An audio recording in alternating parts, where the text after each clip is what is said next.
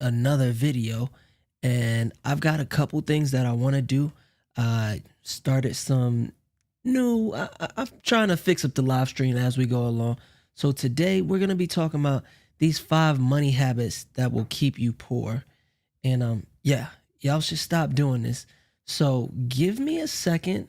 I'm running. Want to check something out. That's not right. Let's see. How do I get control room? Get the chat ready. And I want to try pop that out. Grab this URL. And without further ado, let's see.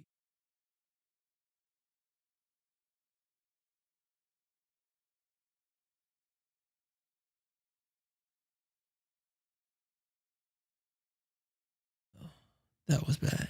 All right, there we go. And without further ado, no, that's not it. Where's this pop-up chat? Oh, okay. All right, my bad. Now I'm ready. Hope y'all ready. Let's get to it. And we'll do that, and we'll play this. What's up, everybody? I am Jaspreet Singh and welcome to the Minority Mindset. What's the best day of the week? Friday? No. Saturday?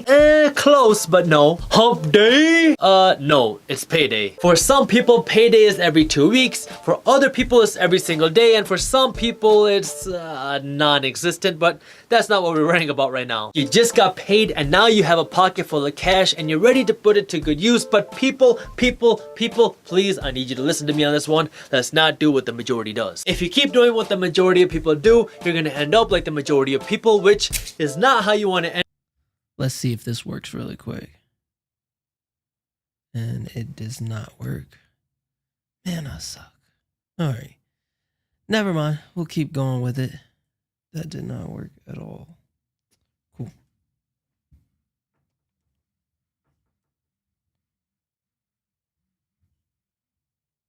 End up. So here are 5 things you should not do when you get paid. Number 1, don't be that person that Snapchats or puts their paycheck on Facebook every single time they get paid. Gotta let my people know that your boy just got paid. First of all, you're not fooling anybody. We all know that you're just holding a stack of singles with a $100 bill on top. How'd you know? It doesn't matter if you made $10 or $100,000. Once you tell everybody that you got paid, everybody suddenly wants to be your friend and help you spend that money.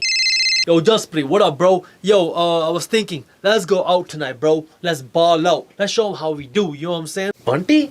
Is that you, bro? Bro, I haven't talked to you since like 4th grade.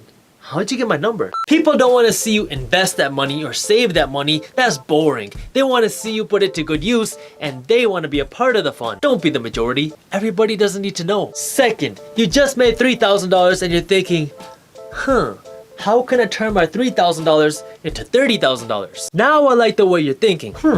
Let me look at what some really successful people have done and I'll replicate that. Yeah, that's what I'm talking about.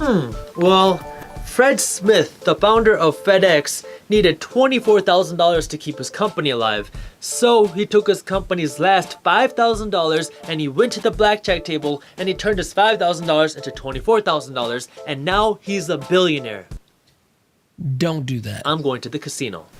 Out of all the people you could have chosen, you had to look at that one story. Okay, well, this is one of the few times I'm going to tell you to do the opposite of what turned a nearly bankrupt company into a very profitable company. And this includes the lottery too. Betting your money in the lottery is like taking your money and throwing it in the garbage and then rubbing it 3 times hoping the cookie.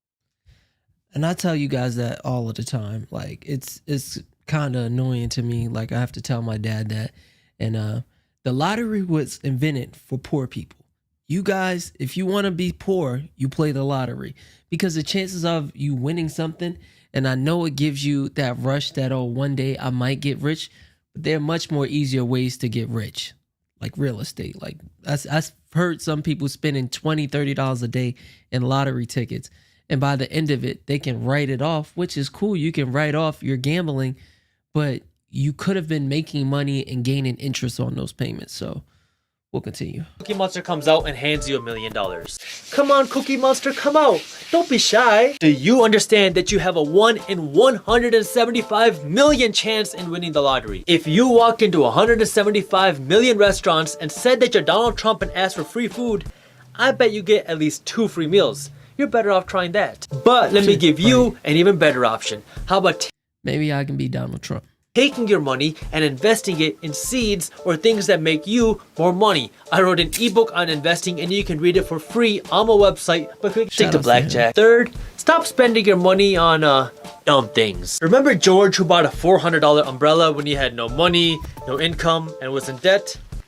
Yeah, don't do that. There are things that you need, like food and a place to live. There are things that you want, like a new pair of jeans. And then there are dumb things like an overpriced umbrella that you're probably never gonna use. If you wanna buy dumb...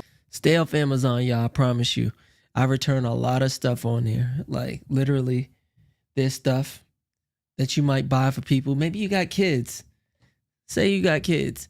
I give my kids toys, right? If they want something, you know, I try to give them something every once in a while, you know, if they work for it or whatever. And then I wait 25. I set timers on all of these things because I'm that cheap.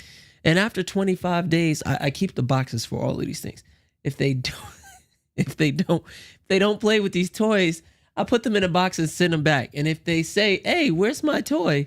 I say, "Oh, maybe you left it in a car or something." Then I order it again because Amazon takes a day, and then they can get it back. And then I won't return it. But you'd be surprised how many toys that I've sent back because after 25 days, that toy that you wanted they forget about it. So anyways, don't spend money on stupid stuff. Some things, that's fine. Just make sure you can afford it first. Remember my rule of 5. If you can't buy 5 of them, you can't afford 1 of them. Fourth, don't be a cliff spender. So when the majority of people get their paycheck, they start spending it as fast as possible and then, oh crap, the money's gone. And then they have to wait until the next paycheck and then, oh crap, the money's gone again. It looks like a cliff. You get money and then it's time for some fine dining at Benihana's twice a day and then your money's gone. And now you have to wait until the next paycheck and then boom, you got your paycheck and now back to Benihana's and then your money's gone again. Open up an Excel spreadsheet and write your income on top and then write all of your expenses below it. See where your money is going and see where it should be going and now compare the differences. Yeah, that's a great idea. This is what I suggest you do. You simply, just like he said, take your income and subtract it from your expenses. And what money you have left over, I made a video. It's called the 50, 30, 20. 50% of your income should be used for expensive. 30% should be used for saving and investing. And then 10 to 20%, I said 20%, but I'd err on the 10% side, should be used for you to have a good time. So say you only make $3,000 a month, you can only really afford to spend $300 a month in fun stuff. So that might be 2 dates or something like that, but you're not making that much money. And yeah, so you take your, from the initial point, you take your income, subtract it from your expenses. If you don't do it in the $300, I'll go back to that one. So say you had $300, right? Then you divide it by the 30. You can only afford to spend $10 a day. That's your coffee, your Starbucks coffee. Or maybe you don't spend money out in the street and you go and you do your little 2 dates. So you need to kind of know how much money you should be able to spend a day based off of your income. You don't know where your money is going, you can't do anything about it. It's time to close your eyes, take a deep breath, and smell the expensive expenses. Expensive expenses. It's time to look at the numbers. And number 5, stop listening to salespeople. Look, I used to be a real estate salesperson. Us salespeople are paid on commission, so we want to make sure that you get the most expensive, the most suitable thing possible. Not only is this what we want, but we're trained to get you to close the deal. This doesn't mean salespeople are bad or evil. Everyone's just trying to make a living. What you need to do... Everyone's selling. You're dating, you're selling. People, we all sell in life. You go into that job interview, you're selling. You're always selling. Trying to get your kids to eat what they want to eat. You're trying to get your wife to, or husband to do that, take out the trash, or your wife to do that little thing that she only does for vacation and birthdays and stuff. You're selling. You're always selling. is know your number. So next time you go to the appliance store and you're looking at the $250 fridge that you can afford, and the salesperson comes up to you and says, hey, take a look at this $2,000 fridge that you can't afford, but all you have to do is pay us $200 down and then $70 a month for the next 5 years. I want you to turn around and look at the salesperson in his eyes and say, F off. no. Then when they say, are you sure? I might be able to drop it down to $40 a month and I'll throw in a free slushie machine if you buy it now. No. This is where it gets tough, but I need you to stay strong, my Minority Mindset family. Don't fall into that temptation. I know how badly you might want that slushie machine, but trust me when I tell you this, the slushie is gonna taste even sweeter when you can afford it. Stop financing things that you can't afford and buy with cash.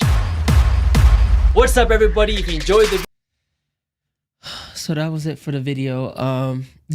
If you notice that all of the things when it comes to the hood, you got renter centers, you get layaway. They got this new payment thing where it's like you can buy stuff in you 4 easy payments that, you know, you might see it in a clothing store, or like that's becoming a thing. Don't do that. You can do that on Amazon too. My wife accidentally did that with our Oculus device. Like, don't do that. If you can't afford something, please do not do that. Look, that's all I can say, because literally if you can't afford it, you don't need to be buying it. And most of the stuff, if you look back at your closet and see all of the stuff that we bought and all of the things that you might have played that you don't play with that as much anymore, it's just a lot of money that went down the drain, and you can take that money and collect interest on it. So that's all I got for y'all. Like, comment, share, subscribe, and I'll holla. Dreams has always been vivid. I'm just trying to go get it. Catch me right around and I'm ignorant. I'm just